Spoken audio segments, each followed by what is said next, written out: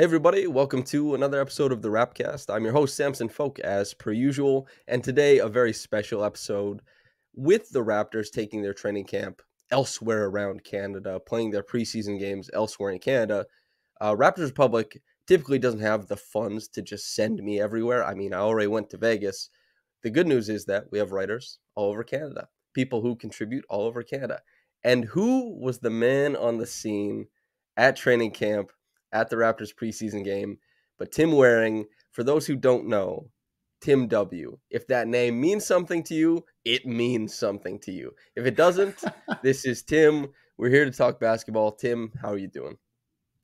I'm all right. I'm all right. How about you? I'm doing great. I enjoyed the game last night.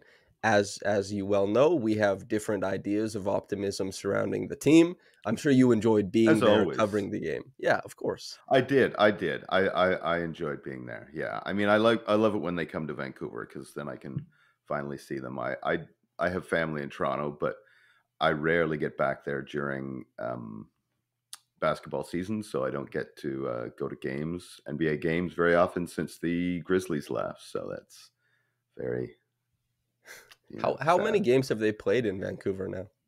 Do you know off the top?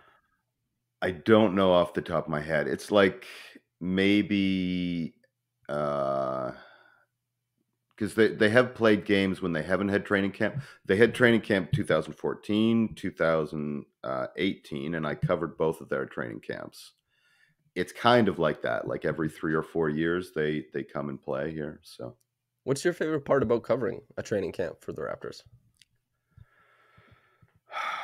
that's a good question. I don't know, just being like right there and watching what the players do, like to prepare and how they interact with each other and yeah, I mean it's just a view that you don't normally see. So that's As I as like somebody that. who coaches, is there a large difference between the way they run, how they go move through, like, hey, we're all playing together, this is practice, this is training camp, and what you might run on a given day? Yeah. So for those who don't know, I coach basketball as well, high school boys, senior boys, and I'm just entering the third year. And I had previously, this is background you probably don't need, but I had coached my daughter's soccer team, uh, but I don't know anything about soccer, so I was just doing training and stuff. And then she aged out, and it was suggested that I coach this team, and it's very different. Uh, Soccer, like it was just league soccer, low level league soccer, girls to boys, and one of the things that I talked to them, and one of the things that they mentioned fairly early was they want me to be a bit more strict with them, which I thought was funny.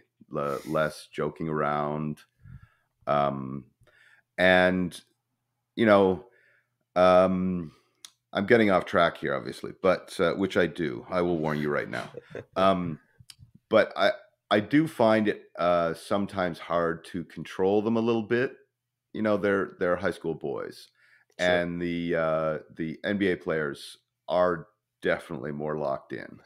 I mean, they have fun, but yeah, half of the time, and I mean, half of the time, I'm trying to go over things that half of the players get right away and half of them don't. We don't have a lot of experienced players, and so like we'll go over something again and again and again and again, and there's like some of them are still not getting it.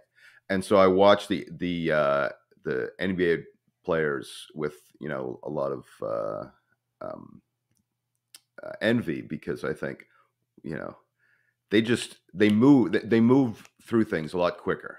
Yeah, And definitely. that's actually something Gemma said. I can't remember whether it was in the no, it's not in the video I posted, but I'm going to be posting a couple more videos, and one of them with the full Gemma video. And he talked about what he learned in Golden State was just keeping things really tight and getting rid of the fluff in practice. And yeah, there's still I still have a lot of fluff in practice, but unfortunately, it's necessary Yeah. just because the level of knowledge and even just understanding what I'm saying there's a big difference for a lot of it. So yeah. Yeah, well, it doesn't surprise me that NBA players would be more receptive to basketball No, terms, exactly. terminology, what you're running on the floor. As Tim said, though, there is a forthcoming interview with Jama Malalela. We're not sure exactly when, but it will be on the Raptors Republic YouTube channel. Stay tuned. And there's also Yeah, and something else coming. the Jamit video was great. I interviewed him just quickly back in 2014, and we talked a lot about Bruno. And I remembered how great he was on video, and so I requested to interview him, and he's just so insightful, and he doesn't do the canned responses, which I Yeah, really appreciated. That's actually one thing I found about Darko's great. He talks a lot, and one of the things that he I can't remember. I think it was Grain, or I can't remember who it was saying that he talked to one of the players, and he said Darko has talked to me more than Nick Nurse talked to me the entire training camp, or something like that.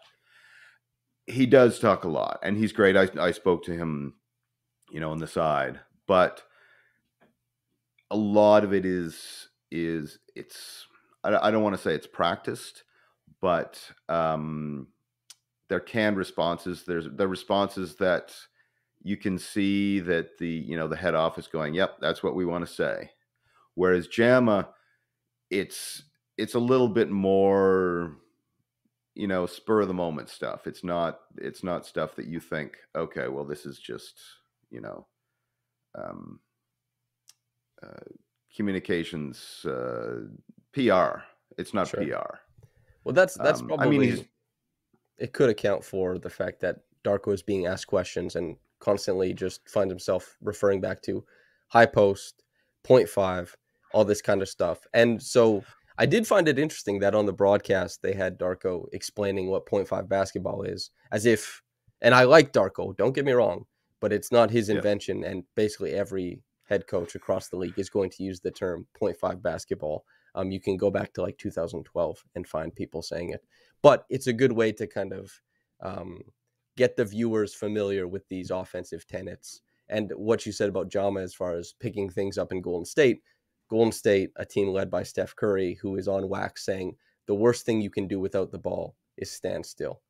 And the Raptors, from last season to this season, they ran a lot of the same sets. I've, documented and wrote about a lot of what the Raptors have run over the past few years. There was a lot of similarities. The big difference is the hurriedness and quickness with which they moved off of the original set and kept running actions at the back end of the shot clock. And that is more like the Warriors and less like the Raptors of last year. Tim, Yeah. how do you feel about your ability to diagnose vibes? Good, bad?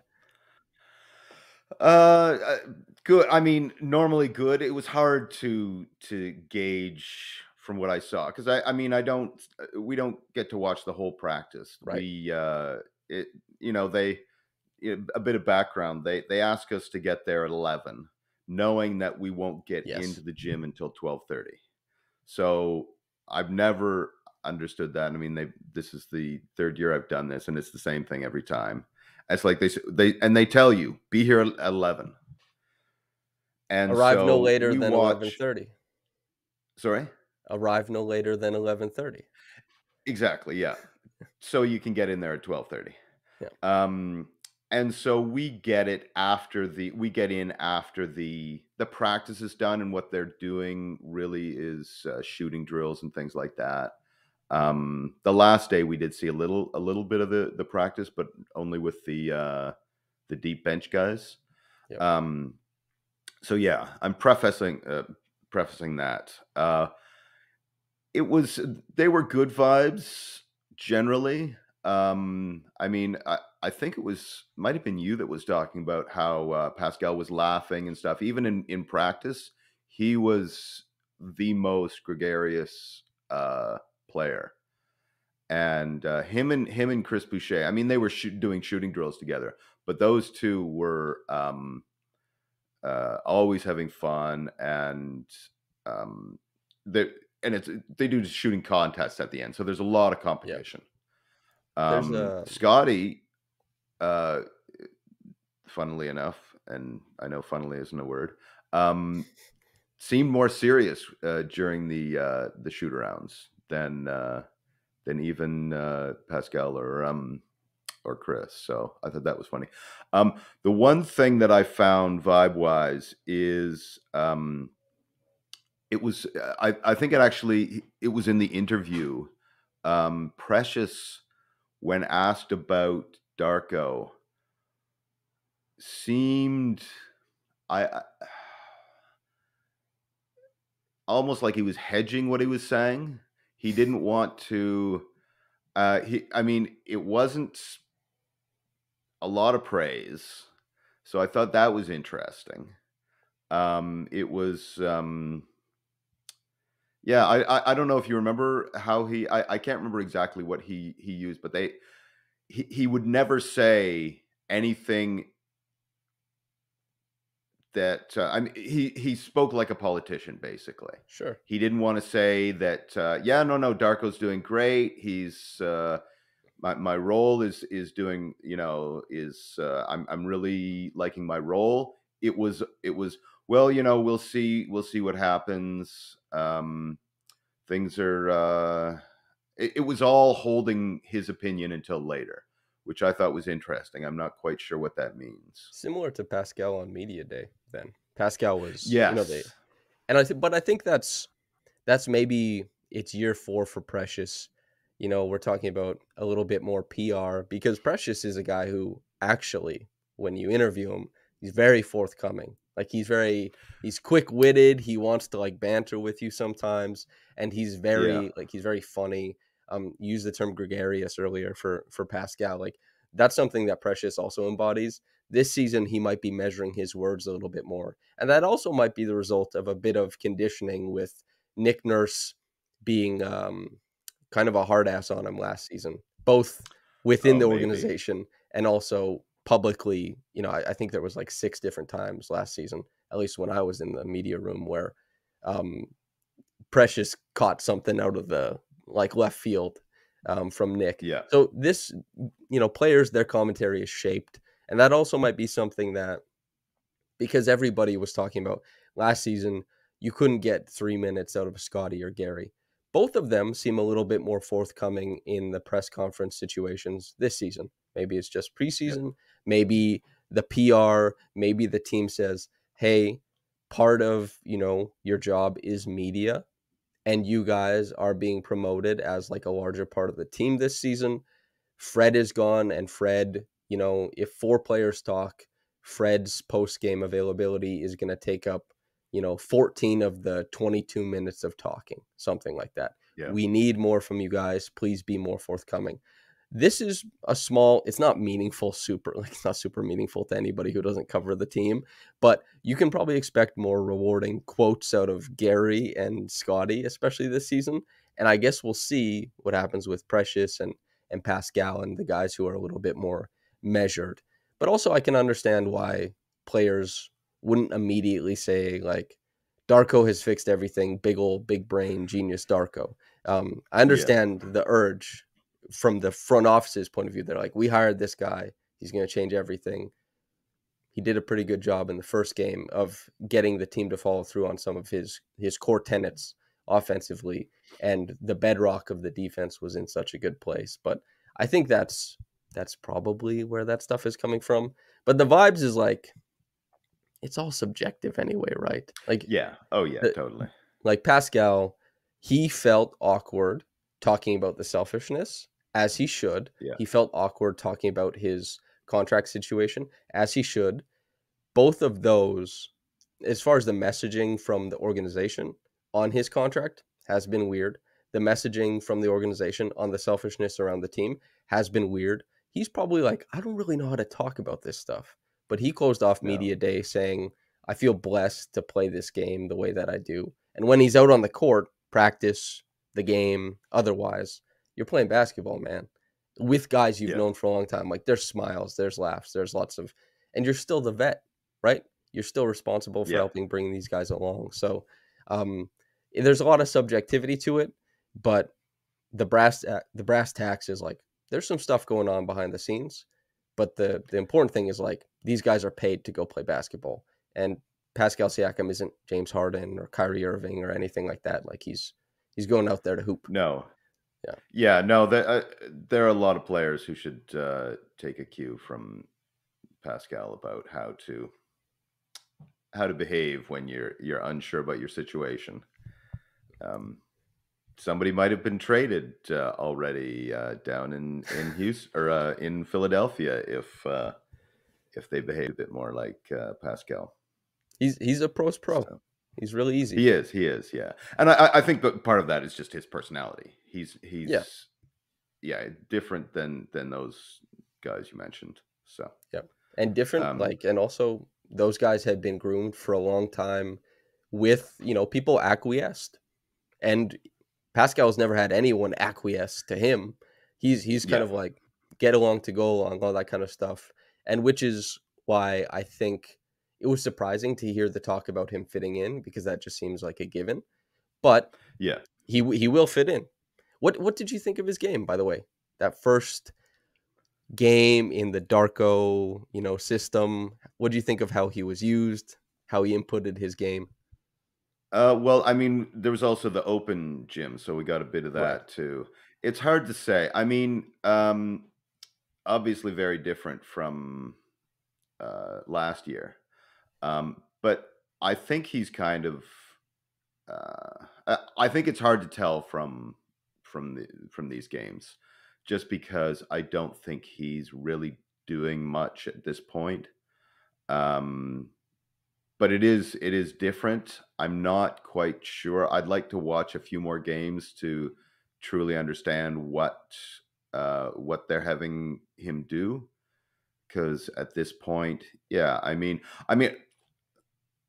I also, I couldn't watch as much as you because I'm also taking pictures. So Yes, totally. uh, I did want to watch it again just so I could watch the whole thing without, you know, being Being within looking at the this. 16 by 9 box, surely. Exactly, yeah. Because I that's the one thing about when I'm taking pictures is I don't get to watch as much of the entire game as I'd like. I mean, I did sit back a few times and watch just so I could see. I thought it was interesting. Um, I'm not sure what to say about Pascal, but the initial they're not I didn't think they did a great job initially getting into any of the sets that they wanted to. I thought they did a better job when those sets didn't work, Hmm. but the cutting, I think what they want is, like you get it into the post and then have the cuts, and I that seemed a bit rough at this point, but that's understandable. I mean, they're also not running a lot of their sets. Darko said that they don't. Was it? Oh no, that was Mike Brown. Sorry. I mean, they may not even be running like 99% of their sets just yet. So it's just getting into the movement. So it's understandable that the sets look rough because you know Well, they it's don't also really have that anything at this point. for people to be convinced of change, you don't actually have to change anything. You just have to tell them it's changed. Like, for example, the first play the Raptors ran for their first preseason game under Darko was, a rip dribble handoff, Yeah. and they ran Scottie off of staggered screens to get there. And then so Scottie comes off the stagger, gets the ball. The Raptors, functionally, it works like a horn set. They get into horns, except I believe it was OG isn't directly in the corner. He's closer to sitting like at the hash mark extended, 45 extended. And Scottie enters the ball to Jakob, comes off a chin screen where Schroeder, the small, is trying to create either a switch or an edge for him to cut and for Jakob to make the high-low pass. The Raptors ran that a ton under Nick Nurse. They just ran a Yeah. staggered action to get into it. They eventually flow into a dribble handoff, which Schroeder doesn't really take anywhere. Eventually, they shift it back to Siakam, who drives and misses a layup. But it was a decent look. Siakam did get a step on his guy. I believe it was Harrison Barnes was pretty sloppy on the closeout. You'd like to see him use the glass, finish with his left. But it worked. There was more movement. There were more initial screens getting into it. That's what Darko promised. But Yeah. at the core of it, the action they were running It's the same. was the same. Yeah. But Yeah. that's NBA basketball. Like you And have that's screens, dribble handoffs. That's kind of what you're getting into. yeah, well that's I mean one of the things I tell my players is basketball's not that complicated. You guys make it way more complicated than it should be. You know, yes, we have our offense and things like that, but make it simple. And if you and NBA players know that by the time they're on at this level, they know that. And so it's really you've got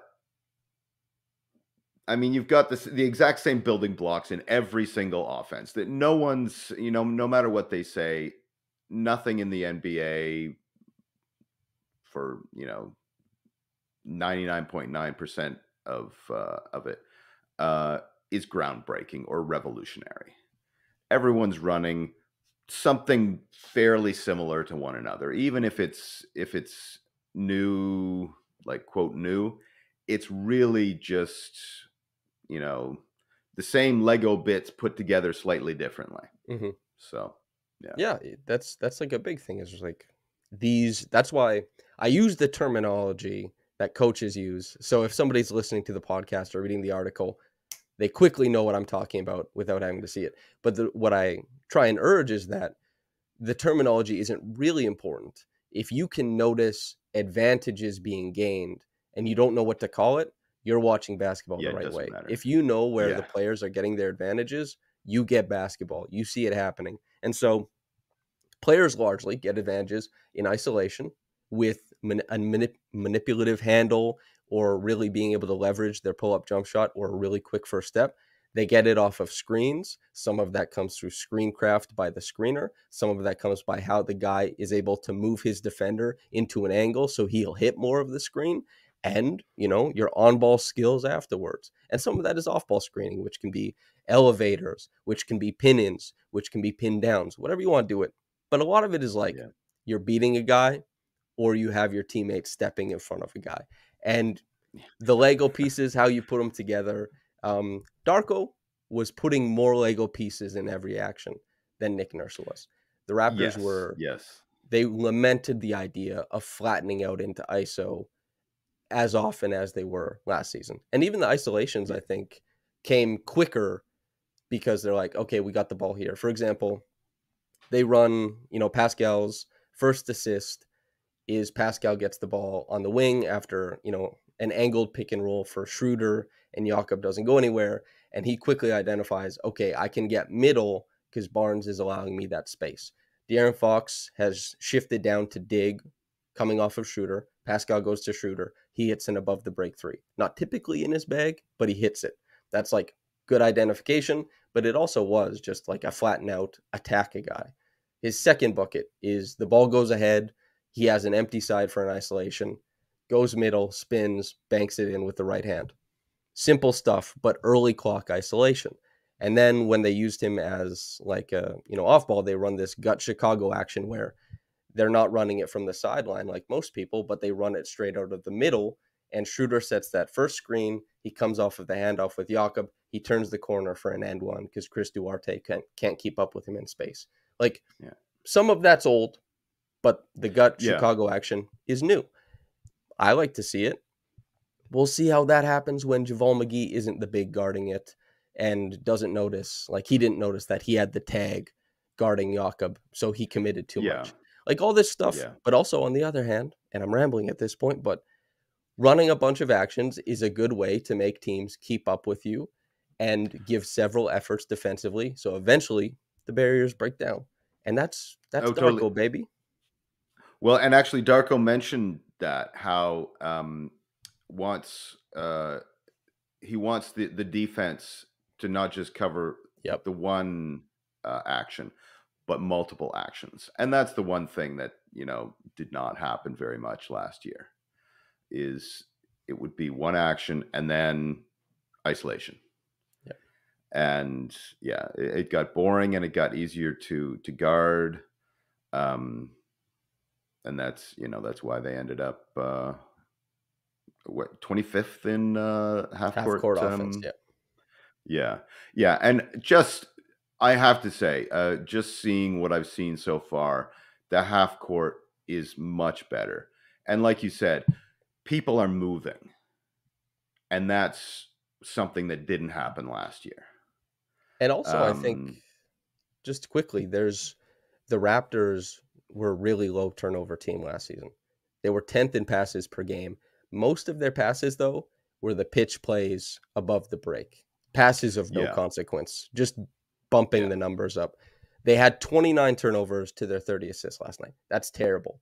But at least what you can accept is that a lot of their turnovers were interior passes where there's a high ceiling for if there's a good outcome. Whereas like a lot of the yeah, passes they made last year, there's no ceiling to it. It's just transfer from one player to another. At least there's a bit of daring to it. There's a bit of yeah, adventure to what they're trying to accomplish. And they should realize some of their limitations on what passes to throw, and they'll figure out more stuff that works. Um, I'm I've been talking about this team prior to all this kind of stuff. I'd be shocked if they make it into the top 2/3 as far as half court offense, considering the lack of shooting on the team. But yeah, last game was a really good indicator of churning through sets, churning through your actions through the full 20 seconds or so that you're running in the half court. You're going to slip through the cracks on occasion. And for anybody who's interested in small sample size theater, they were 94.5 points per 100 possessions in the half court last season. They were 96 in last night's game. Does that mean yeah. anything to you when 905 guys play half the game? I'm not sure. But there are some numbers for anybody who likes those to latch on to, I suppose. Did you like Yeah. the defense? And Or go ahead. I well, I was gonna mention the 3-point shooting. So Sacramento shot 45 threes, Toronto shot 29, and both teams made 10. Yep. I don't think that's how the rest of the season is gonna go.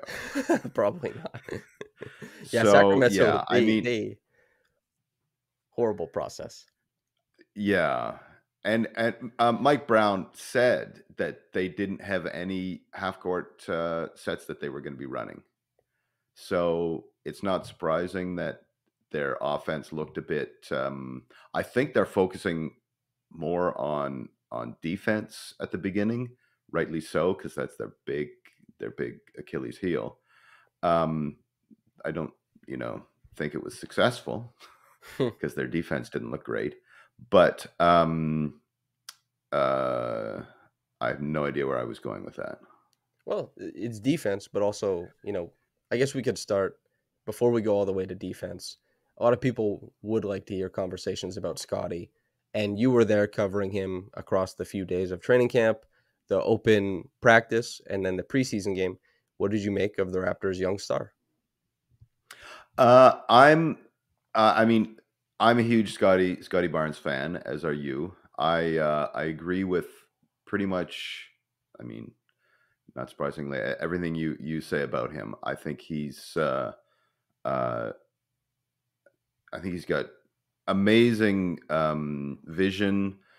Uh, I mean, he's just a bully in the Yeah, paint. I think it's funny to see a guy that young. I mean, he's not that young anymore. What was 22 22. now? Yeah. Yeah. Um, but he looks like a 30-year-old out there. The way he bullies people. I would like to I would like to see him utilized a bit more.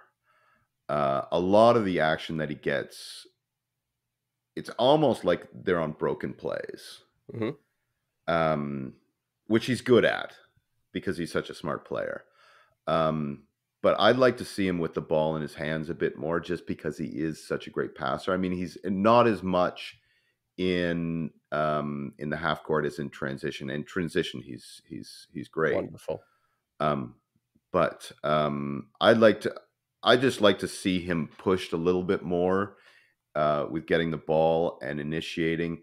I mean, he's not going to be. I mean, as you talked about, he's not great in the pick and roll. Just the way his body is. You know what his body reminds me of? I was listening to your podcast last night, and his body reminds me a lot of Dennis Rodman. I Sure. said that when he was drafted. It's the same. I don't know what you call it, structure, and a lot of the same limitations, like very athletic, but just almost awkward in the way he. I don't know how to describe it, but I think that's what's holding him back on his. I don't think that's why he's ever going to be a great 3-point shooter. I think he can be like a decent one. Maybe, if he hits 40%, I think that would be Incredible. fantastic. Yeah, but I think we're looking more probably 36 Even that, I as a think, ceiling. is big, like big time. Yeah. Oh, yeah. Oh, totally. Yeah. But yeah, just something about his body. It limits him the way he will be able to initiate both for others and for himself. And I think that's why he's got to look more at what Magic. I know that Magic was a big Comp. eye for him. Yeah. Yeah, and I mean, it's not exactly the same, but Magic didn't. He wasn't beating people, off the dribble as much. I mean, he was a little bit, but I think that's more his comp than smaller guys who can get around. Even though he's got the long steps, he doesn't have a great quick first step. Mhm. And like you said, he can't weave his body around the pick, and it's just something about the way he's built. Yeah. It's But sorry, go ahead. Well, I was going to say, if anybody, we might lose some people here, but for the biomechanics people, there is a piece I wrote there's a Korean medical doctor who specializes in biomechanics. He goes bipolar. We co-wrote a piece in Scottie's, and he also works with a basketball team in Korea, but we co-wrote a piece on the biomechanics of Scottie Barnes. If anyone wants to understand like the minutia of why Scottie, it's more a guy who doesn't get very low, a guy who has really long legs, it's hard for him to get like really tight around screens as a defender and as an offensive player. And why, for example, with his long steps, it's better to get him instead of like with the ball squeaking through these tiny little spaces to get him on these curved drives where the length of his steps is more important than the quickness of his first step. And so there's like heaps of stuff in there if anybody wants the deep dive from a guy who's way better at it than I am, an MD who focuses on biomechanics for what it's worth. But just if Yeah. anybody wants to really dive into the biomechanics. But yeah, go ahead. Yeah, no, but I would like to see him taking more being given more responsibility in the half court sets and having it run through him a bit more. I was a bit disappointed how little he did initiate or get the ball. I mean, it perhaps I didn't see as much. Like I said, I'm seeing through this, so maybe I didn't see as much as I should have. But yeah, I'd like to see a little bit more, and perhaps that will come. I think I had the same opinion as you. I think that they struggled to get OG, Pascal, and Scottie, all of those guys, the ball in half court. And I think, this is the piece I wrote, but a big part of why people felt really good about Scottie was because he was unbelievable in transition. But quietly, he didn't have that much going on in the half court. And part of that is because, as far as like being the the guy coming off of a dribble handoff, he gets really wide really easily. As far as being the guy in Yeah. the pick and roll, he gets really wide really easily. He's not driving downhill a bunch. That's typically in transition off of a bully drive where he's turning his back, bashing guys down. Um, it's tough to get him the ball with Pascal. The handle looked a little loose, so he wasn't really turning it Yeah. downhill. And with OG, he's just never been able to navigate those tight spaces with explosion. He likes to be in the big areas of the court. And OG, it looked good because he hit all of his shots, but he didn't touch the ball that often. The No, he wings didn't. weren't featured very much. And this is where Darko is going to have to be creative and going to have to be really disciplined in making sure that these guys get touches outside of transition. It should be interesting to see. But part of it is that Jakob is getting a ton of possessions. They want the guards on the other team to hit Jakob 28 times in a half. They want to Yeah. run them ragged through these actions. So you keep getting these, maybe you get an extra inch every single time you're slipping back door, something like that. But the big thing is that I would love for Scottie to get a lot of the possessions as the guy making the decisions in the high post that Jakob is getting. But Jakob That's can't come off the top, you know? no. No, that's and that's exactly it. Uh, Darko mentioned um, Jakob and Precious Precious. doing that, and I should have asked him about whether he thought about putting Scottie in there because right now, um, I mean, without Precious, I don't know how. I mean, a groin. What do they call A it? left groin strain can be pretty Groin strain. nebulous in how long it takes to get back, you know? Exactly. I mean, it could be a month. I don't know. I mean, it could be longer. I know people who've been out like months, like not known, but players who've been out months with similar injuries. I don't know how serious it is, but yeah, he participated in the first day, and we never saw him again. So I imagine he's getting it looked at today because they're back in Toronto today. And I yeah. wonder, and they had said when they sent out the press release to media or whatever that they would look at it when he was back in Toronto and update Okay. once that was happening. So I guess we'll see. Hopefully it's not as bad as they think. But that's an interesting thing too, is that the Raptors ran some high post stuff through Precious last season as well. In their set actions, a lot of times Scottie isn't the trigger man. And it makes Yeah. sense to have he is the most talented passer on the team. Like there's no question about it. Pascal breaks the defense out of its shell more often. There's easier assists, of course, but as far as like see cut, put ball where it needs to be, nobody comes close to Scottie. And the construction of the team makes it so that, maybe it's tougher to put him in those actions, which is something to look for, going forward, depending on how they reshape things. But yeah, Yeah. there's some meat on Yeah, the I bone. just think yeah, and I mean Darko seems to be the type of coach who would try and put players in the best situation that fits them. And yeah, I mean, whether it means putting Scotty in the high and Jakob, dunker spot, instead, obviously, he doesn't have any range. Yeah. That would make sense to me. Or Scotty being backup center. He's Yeah. certainly big enough. I mean,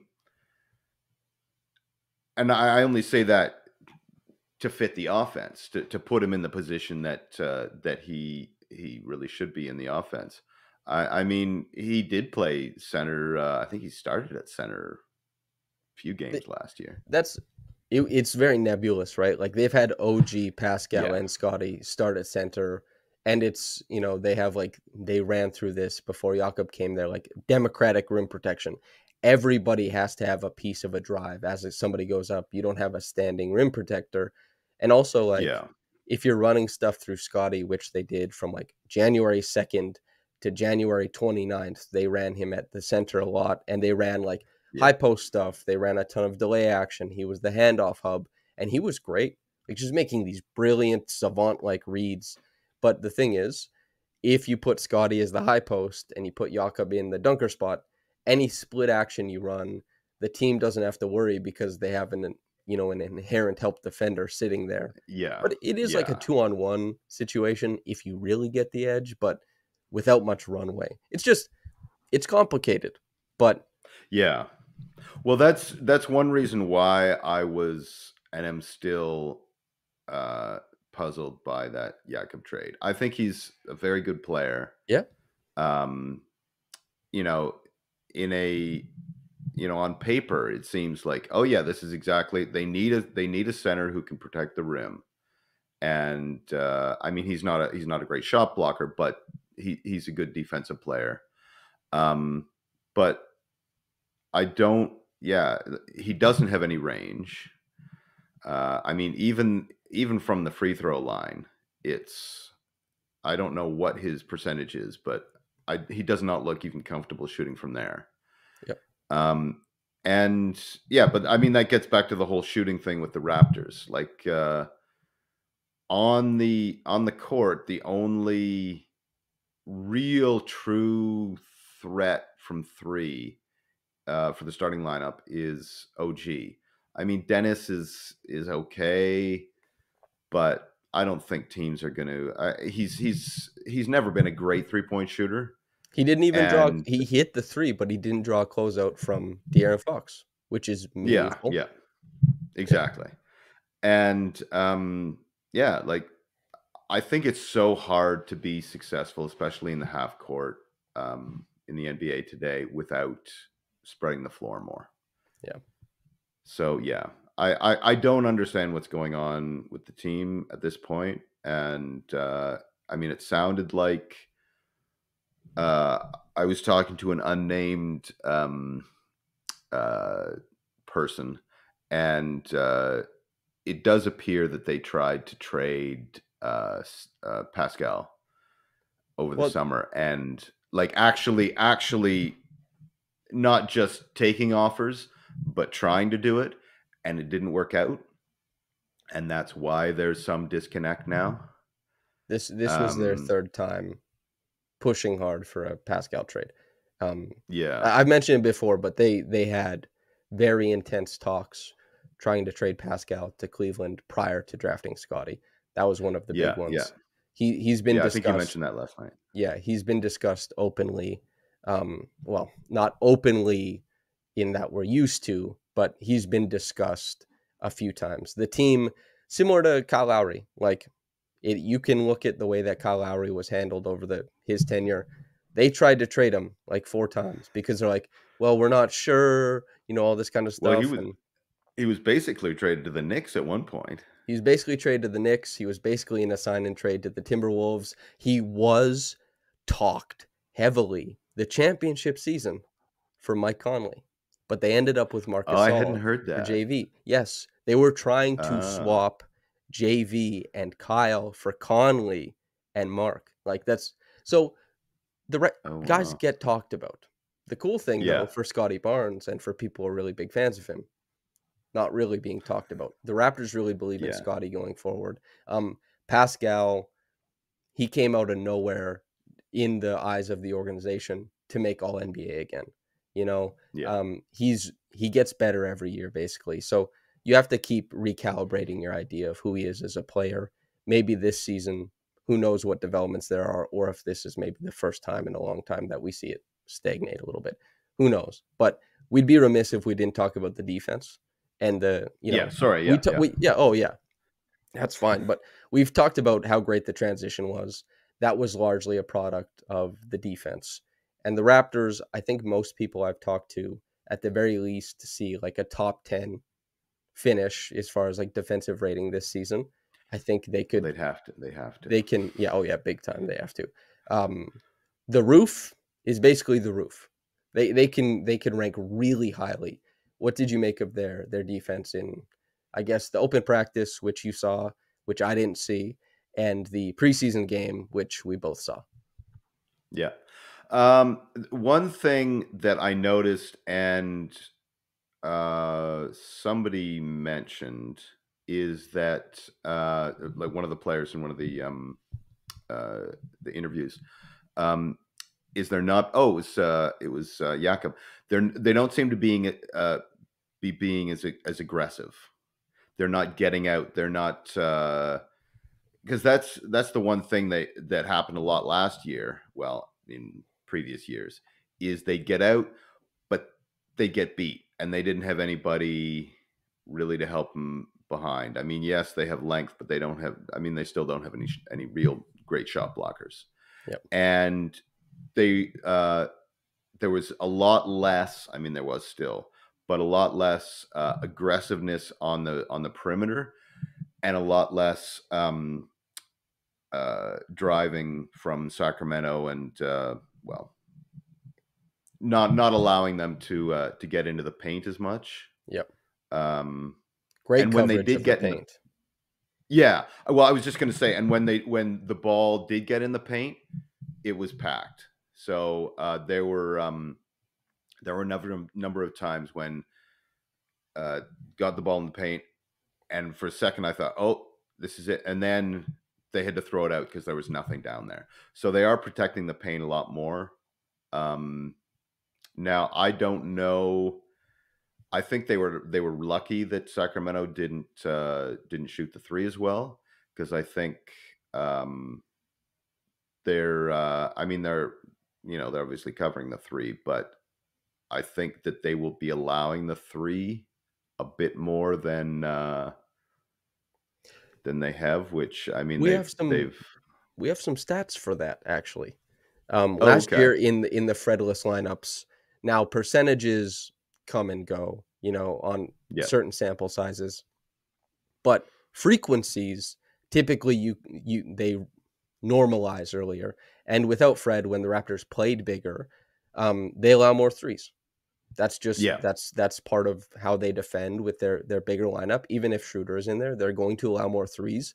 They allowed over like 40% last year. I don't think that's realistic. It was not good. I was just going to say they were near the bottom for both Frequency attempts and percentage for opponents. But I don't think they'll allow like 25 or 22% like they did against the Kings. Like it'll come up, but they did such a great job of denying that dribble penetration. Part of that is being able to switch actions. Part of that is having a lot of length to cover out to like 2 feet above the 3-point line without gambling. That's what length does. Is like those closeouts. You can kind of be chopping your feet, still be in the vicinity. They did and this is something they did. Like while Sacramento had established themselves as the best offense in the NBA, it's the back end of January, and everybody was like, how do we stop this team? They're brilliant. The Raptors held them to like less than 100 points because they are really well equipped to shut down dribble handoff led offenses. We've seen it happen against the Heat as well. When you have a lot of length and switchability, the best offense you can come up against is one led by dribble handoffs, because it depends. You can put OG Anunoby on Sabonis or Bam Adebayo if you'd like. Jakob did a really great job of containing and playing the middle between two guys as the Raptors caught up with their length. The guy who was the worst at it was Jalen McDaniels. He got cooked twice, and it's because he started playing too high on the ball handler, and he left. I think it was Jakob the one time and Chris Boucher the other time in just an untenable 2-on-1 situation. But the Raptors, like defensively, if you can limit the paint and limit the corner threes, that's a lot different than what they have been doing. But no matter what percentage people shoot elsewhere, you're coming from a strong place. And if they have any ability to kind of suppress threes in certain parts of the court, I think moving teams, their shot chart from the corner up to above the break is going to net like a significant win in the percentages. And it's going to make like lots of teams have like 6 guys who can hit a corner three. Most teams have like 2 or 3 players who can hit an above the break three, and you worry about it. The Raptors understand that well as a team that's like, yeah, Thad can make it from the corner. Pascal can make it from the corner. Scottie can make it from the corner. You get above the break and they're like, it's Gary, it's OG. Hitting. That's tough. Yeah. But the defense, I was like, I saw what I needed to see. A few back cuts here and there. But that's going Yeah, to happen. That's going to happen when you're running like delay action. That's what delay action is yeah, trying to do. yeah. There was one. I mean, it was with who was it now? Well, there was one I remember with Gradey Dick who just got toasted on a back cut, and I just thought, oh, rookie. But He then, yeah, he I mean, cheats, man. He loves to cheat. That yeah, was he summer does. league He too. does. Like, and you can Yeah, see, I like cheating early because it means you're reading the play. And then you yeah, can, well, I don't know, everybody's heard it, but you'd rather tell somebody not to go as far than to try and get them going. Like, he's very engaged as to what's happening at the point of attack. But yeah, he has to he pen is. in some of that stuff. Yeah, yeah. I guess we'll see Um, though. yeah. But no, overall, I like the defense more than I like the offense. There were some things I liked about the offense, but the defense was definitely um, I liked it better than at this stage last year. I mean, barely remember. It's always rough in the preseason and the first few games, but no, I mean there's things there, but they've got the length. Yep. And do you know who this team size wise reminds me of? I mean, it might be a bit before your time. Was the Jailblazers back in the '90s? Like with Just Pippen. this. No, it was before. Oh, was Pippen there in '99? Did he make it to Portland? I guess it's still He not the he did make it Jailblazers. to I get, Portland. yeah, I can't remember. Yeah, but they weren't the Jailblazers then. That was like Clyde. 96, 95. Yeah. And I saw them when the Grizzlies played here. And I was standing right by the uh, entrance and exit, and they were just massive, just massive. Like I'd seen lots of NBA teams before, and these guys were a step above that. And the Raptors, for the most part, I mean, the not quite as big, but they remind me a lot of that, and similar strength and weaknesses too with that team. Mike Prada is a bit of a basketball historian, and he Yeah. had referenced the, I think, 92, 93 Supersonics. Does that mean anything Oh to you as yeah. far as like being similar to the Raptors in style? I was a big fan of the Supersonics then. I guess West Coast, that would make sense. Well, I wasn't on the West Coast then. Oh, I there you was. go. I'm originally from Ontario, and '92 I was at Carleton University actually. I'm now dating myself, so everyone just forget I said that. Um, but I don't know. I mean, that was Peyton and Kemp and um, That yeah, crew, yeah. yeah. I'm just trying to think. I don't really see a big because I mean they got no one like Peyton, and they got no. I mean, I guess they didn't have great. They had length. Yeah, I guess in that aspect they have length and not a whole lot of outside shooting. They ran a lot, but they had Peyton and they had Kemp. The Raptors don't Hard have to anybody replicate like that. stars. Yeah, it's hard to replicate stars, Exactly. but Yeah, they were both just. I mean, Peyton was the best point of attack defender in the league, and Kemp. It was impossible to contain him. Like he was athletically. Those who don't know, go sounds watch like some Scottie and some. Pascal, surely. Yeah. Yeah, they wish. Yeah, I mean, however much I do like those players, Scotty and Pastel, and they've got strengths that Kemp didn't have. Certainly. Kemp was the most athletic, might have been the most athletic big we've ever seen. He was just a phenomenon. But anyways, sorry, that's going down Yeah. another rabbit Well, hole. I figured I might as well ask just to see if anything clicked. Because isn't that half the fun of basketball is you're like someone just says something and you're like, Yeah, I can see it. Like you have this Yeah. foggy picture of a team, but it's hard to remember exactly how teams play. Like as you said, the Raptors when they played the Jazz, like they bludgeoned the Jazz in the first preseason game last year, and Yeah. they won by Yeah. 32 points. Their defense was like a complete lockdown, but it was super aggressive. Like they were doing like half Yeah. court traps. They were meeting Yeah. guys super high. They were pressuring the ball like crazy, and their offense was terrible, but they got out in transition the same way, except they only had And 18 assists and way less turnovers. yeah. And I think that works to a point in the NBA. Hmm. But teams start to, first of all, NBA teams pass too well. NBA players are too smart to continue to fall for that over and over and over again.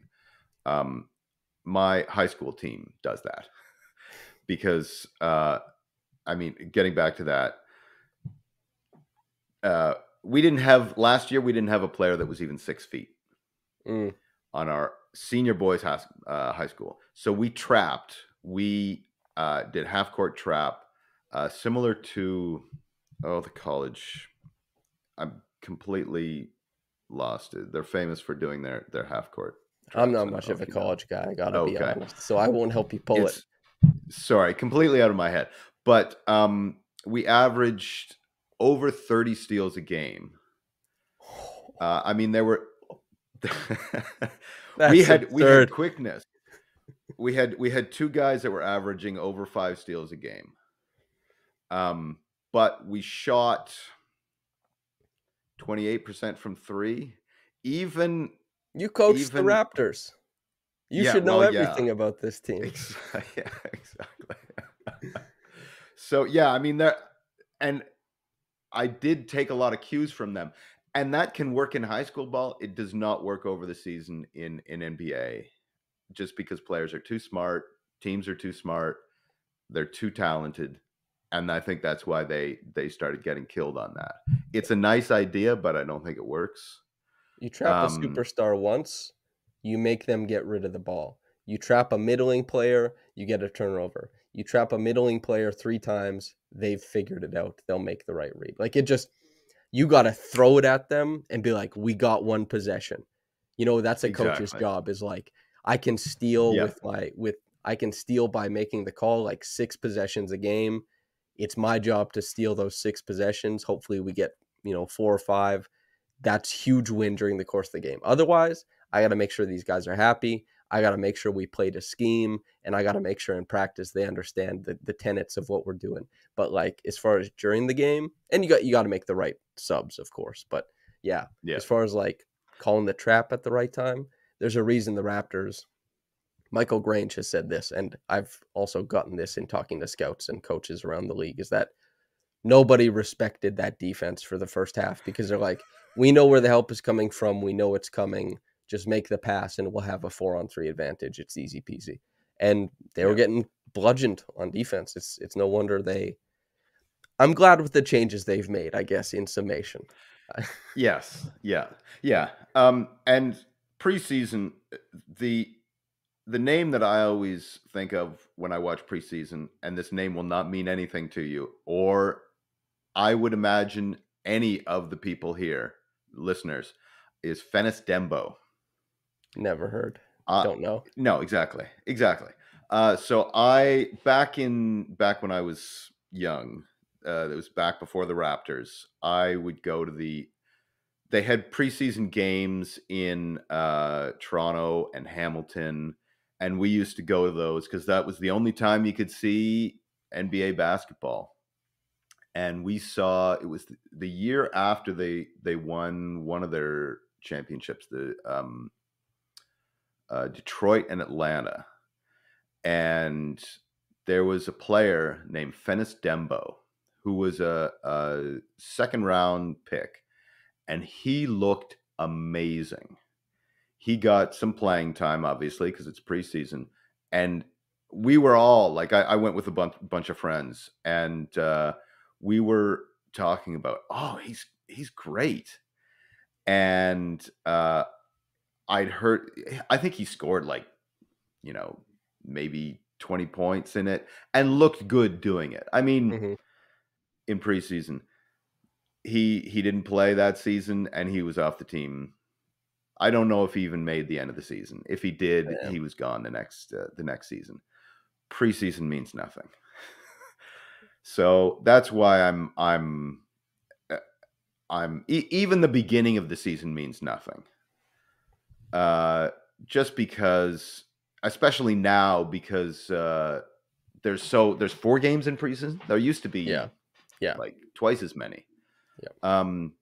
But I remember like if you look at I like to do this just for fun. Is I look at the season standings after, say, 15 games and see how that is, and it's never ever remotely the same.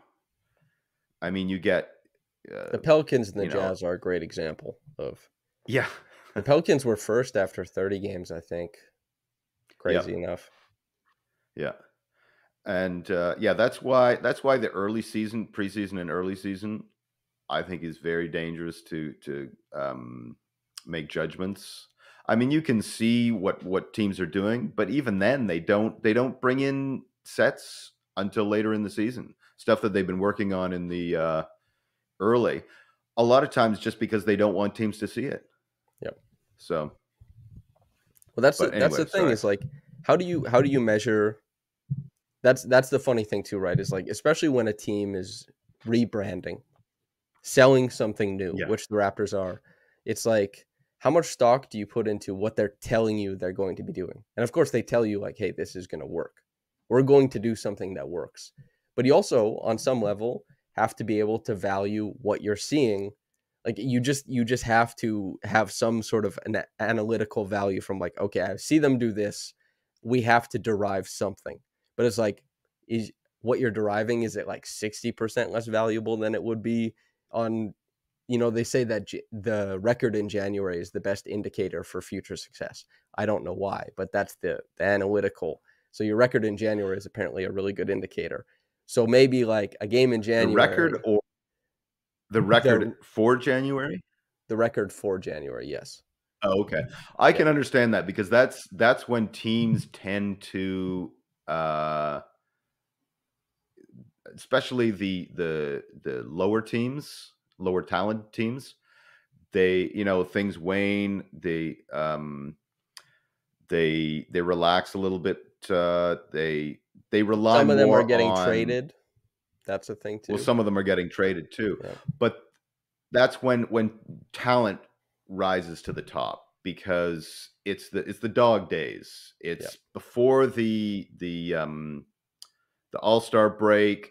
Teams have been playing for a couple of months, and the good teams are going, okay, well, now we know how to play. Let's start playing now. Whereas the teams like the Jazz or the Pelicans suddenly start. Yeah. And plus teams are now seeing their opponents for second or third time.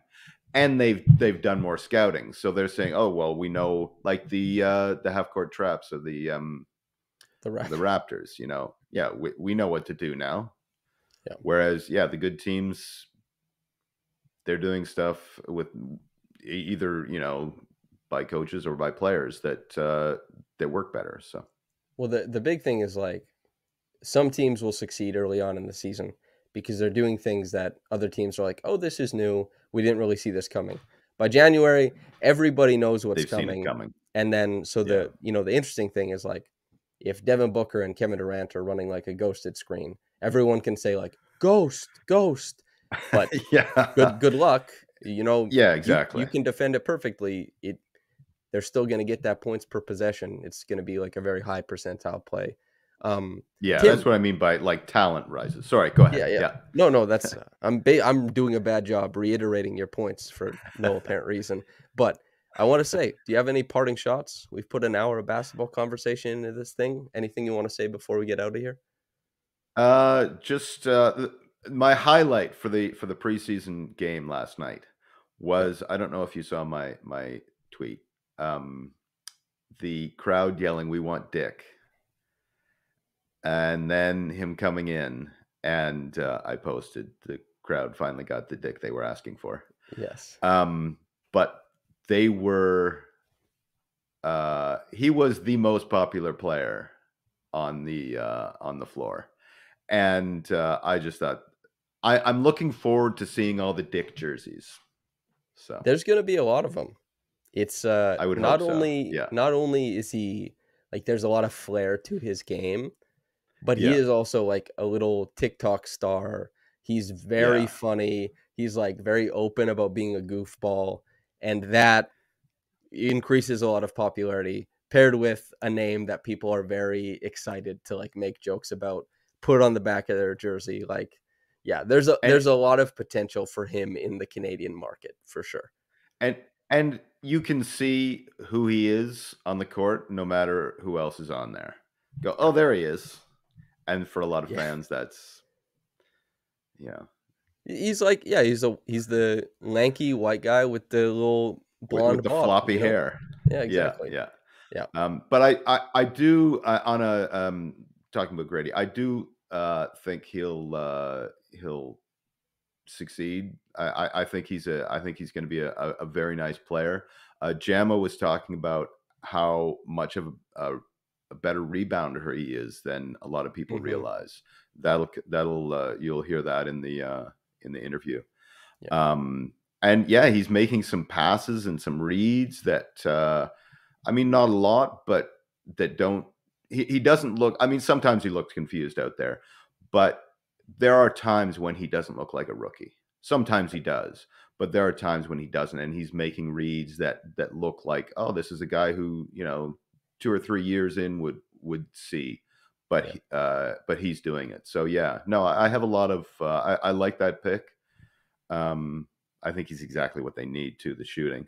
But yeah, no, I think he's a smart player, and I think he's going to do well. I think That he's going to have his struggles, but yeah, Yeah, that's something that a lot of teams in the pre-draft process, the workouts will run players through, is these actions where you attack a closeout, they have the defense rotate differently each time, and they know what the optimal pass is each time. Um, the Raptors do that. Other teams in the NBA do that. Not only with the Raptors, but in talking to other team personnel, Gradey killed yeah. that.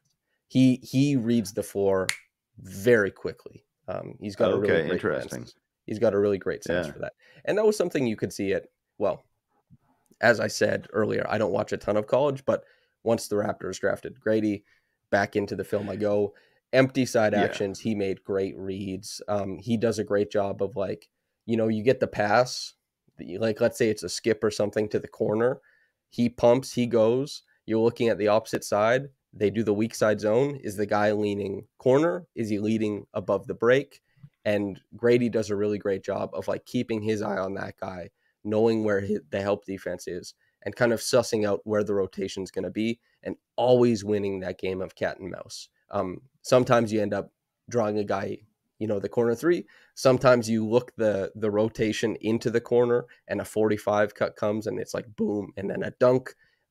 We should see we should see him link up with uh, Boucher and Precious in particular on some of those this season, if he shoots the yeah, ball well enough. But and yeah, also like the difficulty of he hit two shots, the one got taken away because of the double dribble, but he was just yeah. floating 18 feet sideways, putting it up, just everything in the wrist. Right, he's a very Well, natural talent. and he's got. I mean, he's tall, but when he Hmm. shoots, there was a couple of photos I took where it's really noticeable. He shoots. First of all, he jumps high on his shot, Yep. and for a big guy, that's not all that common. Little bit like Dale Ellis again, Sonics. But he was tall and he would jump on those shots.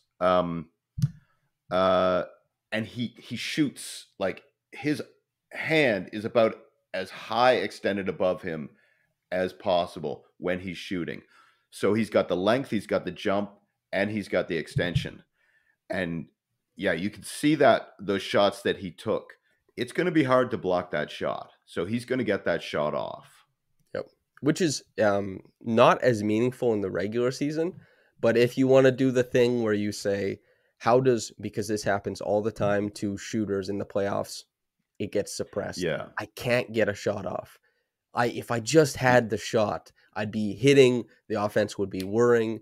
And Gradey is a guy who a few years down the road, hopefully when they're, We'll be able to do maybe that. this year, who knows, but when they're playing that more meaningful, gritty style of basketball in a phone booth, he can move through it and pop through the top for a jumper. Like that kind of stuff is really important for the high end of the shooter stuff. The one he hit, it looked like the same approach as JJ Redick, just floating in air sideways, except he's 5 inches taller, Yeah, exactly. And they ran the same play for him, I think, 3 different times, and he got the shot off easily. There was one, I think it was the one he made. The guy was right. I don't know if you saw in the photo. Yep. Like, I mean, he Yep. was right there, but he still got it off. Just run him off a wide pin, let him do his thing. Exactly. But interestingly, he played with the black team almost immediately in the open gym, and I thought, oh, I wonder if he's going to be in the rotation, because it looked, the way they were playing him, it looked like, oh, they want to see him run with Scottie and that crew. And then in the open gym and in the preseason, he didn't get off the bench until the end of the third fourth quarter. Yeah. End of the third quarter. Okay, yeah, something like that. It was later on. Yeah, so I don't know. He doesn't probably not in the rotation just yet, but we'll see. We'll see. Yeah. Tim, interviews forthcoming, stuff to pay attention to. Are you writing for the site this year? Any features, do you think? I mean, I have I'm busy in life. I have my day job and I coach, so I only write when I feel like there's something that I have to get off my chest, and I know what I have to get off my chest pisses a lot of people off, and that's part of the fun of it. But I will no doubt have something to say this year. But yeah, definitely keep an eye out for the there's going to be a video of the training camp that I think is going to be good. And then the interview with Gemma, who you definitely have to. He's just like I said, just a great interview. And I'm going to do the full interview for that, just because everything he says is gold. So yeah. By the time I had started covering the team in person, he had moved on. So when I saw him at Summer League, I was so excited to introduce myself, hey, I'm covering the team this year, and have a chat with him. He's the best. There's a reason why everybody over in Golden State was like, oh, he's the best. And before that in Toronto, everybody's like, oh, he's the best. And then he comes back and everyone's like, oh, he's the best. I told him I was disappointed when I saw that he moved on to Golden State. But that's great. I mean, if you want experience coaching, that's the place to go. He won a championship with 2 separate teams. That's a I was just going to say two titles too, and now the styles. offensive. Sorry, playing completely different styles as well. Yeah. But now he's what, the number 2 guy on the bench. Yeah, and offensive coordinator. So great. I think. Yeah. I mean, how long the Raptors can hold on to him? I don't know. That's like the Jordy. I think he's got an upward trajectory. Sorry? The Jordy Fernandez as well. Sacramento and Toronto, both their second guys. I don't know how long they're second guys for. Yeah, they're both young too, yeah, Jordy's 40. We looked it up because he looks younger in person. Because we did he did a pregame interview, and he looks like he's about 30. First of all, I hate guys like that. Handsome chap, man. Handsome chap. But yeah, and part of me kind of wishes that the Raptors. I mean, I like Darko, but I know that those were the 2 finalists, and I think they bring very different vibes. Mm-hmm. And I think the Raptors. I know we're you want to wrap it up, but I think the Raptors couldn't have picked a guy more different than Nick Nurse in almost every single way, and I think that was intentional. So Yeah. I hope that's not, you know, something they regret, but Well, I think we'll see. there can be two really good coaches. Like Yes, that's the thing too. Jordy was also I had voiced kind of like diving into the coaches. I was like, Jordy's my favorite. I would like to see them hire him. I was I remember you said that. overjoyed. Yeah, I was overjoyed that he ended up coaching the Canadian team, which obviously they reached height. The men's national team reached heights they never had before. He did it in 2 months. Awesome yeah, job. But Darko, in talking to him, he is also, as far as like publicly accessible conversations he's had about coaching, um, like yeah, second to none. If you want to dive into what does my coach think about things, he's the guy. And you're right, as far as demeanor, very dissimilar from Nick Nurse. So there's a lot of differences. yeah, I like both coaches. Be happy yeah. to cover either, talk to either, all that good stuff. But Tim, anything you want to say before we get out of here? No. No? Leave it Is there there. is there something you think I should say? Tank for Wiggins. Oh, you're looking at my. Yeah, no, I still think we should have done that. I mean, why I why wouldn't you hold to the same ideals? I mean, it's all the time later. exactly. Yeah, Yeah, no, I think there are some readers that take things a bit too seriously, sure. and I love to troll those people because that's just my personality. But yeah, no, tank for Wiggins. Let's go Yeah. Wiggins. You got to have your fun somewhere. You know what I mean? Like Exactly, take as much of it exactly. as you can get. Tim, not only thank you for coming on and talking to me, but your coverage of training camp was really great. It really helps elevate what Raptors Republic is able to do. We've never had that good. Certainly, when I go to practices, the videography is not as, or the pictures are not as good as what you brought. And I'm excited for the forthcoming coverage. Thank you so much. And sorry, and just a quick note: those who haven't seen it, it is on social media. There, Yeah, I don't think it's been posting on the site, so check out the Instagram, the Twitter, and I don't know. That's the and only thing I YouTube. have. Yeah. So, and Instagram, Twitter, YouTube, and yeah, yeah, YouTube, the stuff has been posting. Yep. Um, yeah. we Sorry. could probably just make a link when one of the interviews comes out that links every video. I think that would probably be smart Okay. if people want to catch up. But yes, Tim, thank you, listeners. Hope you enjoyed it.